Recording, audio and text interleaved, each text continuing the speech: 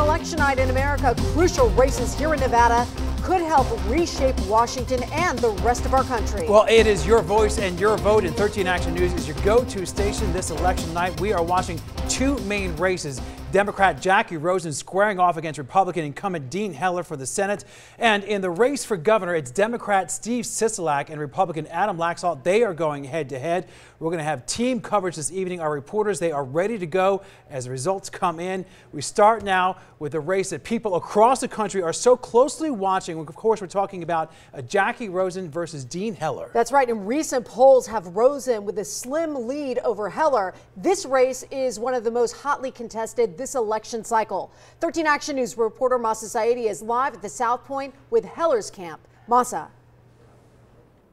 And Patricia, no one from Heller's camp is here right now, but they are definitely going to be watching all of those numbers as they slowly start to come in tonight. We are expecting that Heller is going to be here tonight, along with supporters. He really is one of the most vulnerable Republicans right now. He is the only GOP senator up for re-election in a state that was won by Hillary Clinton. He's trying to keep the focus on jobs and the economy. He's also aligning himself with the president. The president is still very popular here in Nevada with his Republican base, so Senator Heller is hoping that those folks are going to come out here tonight and help him win. But Democrats definitely feel that this is one race they need to win if they have any chance of flipping the Senate. We're going to stay on top of this. Tricia, let's take it back to you.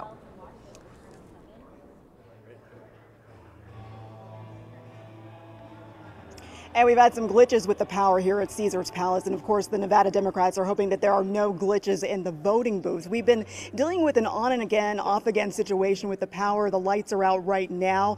It was probably a little more than an hour ago that they first went out. And then for a small, short period of time, they did come back on. So we've been really trying to monitor that situation. What we've been told, though, is it is mostly isolated here to the convention center where they are having this watch party. But once you walk outside these doors, that the lights are on in most other places here inside Caesars Palace. But now I want to talk about this race. Congresswoman Jackie Rosen tonight going up against that incumbent Senator Dean Heller. She now represents Nevada's 3rd congressional district, and as a senator says she will really push for policies that will help the middle class. She wants to raise the minimum wage to $15 an hour and says that health care should be a right and not a privilege. Now, throughout this hard-fought campaign, she has really focused on painting Senator Heller as someone who has really caved to President Trump and has really aligned himself with the party's conservative base. Nevada Democrats are really hoping that voter turnout is going to work in their favor tonight. And now we're going to head over to Joe Bartels, who is keeping tabs on the governor's race. Well, we have to go. We're in the 7th. Thin margin here for the governor's race. A recent poll puts this within a fraction of a point, just a slight advantage for Adam Laxalt. Now, the GOP candidate for governor will be up north in Reno this evening, not here at the South Point, but his supporters, they will be here to cheer him on. Last night, Laxalt was in the valley rallying his base to get out the vote. Of course, we'll be following all of the developments here from the South Point, but clearly a very closely watched race. Let's go to Brian Callahan, who is watching this from the Sisolak camp. Brian.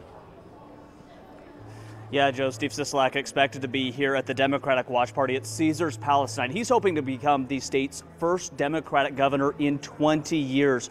The longtime county commission chairman spent the day voting and making several visits, encouraging others to vote. He's locked in what's expected to be one of the closest gubernatorial races in the country, with voter turnout largely expected to decide whether he or Adam Laxalt moves into the governor's mansion. Of course, everyone is going to be locked into the screens, watching all of the results very closely to determine who will get that seat. Reporting live, Brian Callahan, 13 Action News.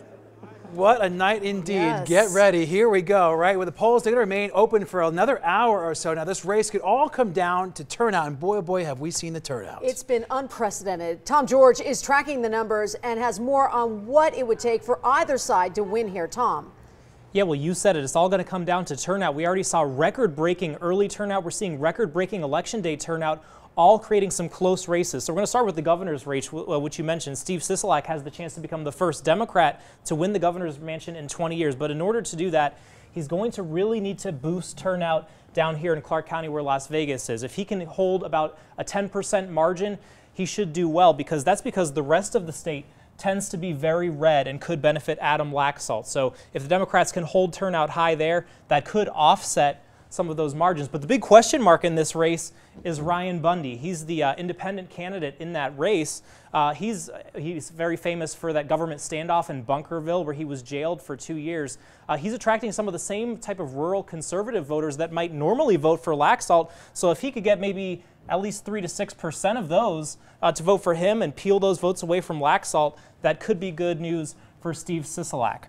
And of course, we're also paying attention to the Senate race as well, obviously also going to come down to turnout. And the way the national races are looking, it looks like if the Democrats have any chance of flipping the Senate, it's going to come down to Jackie Rosen.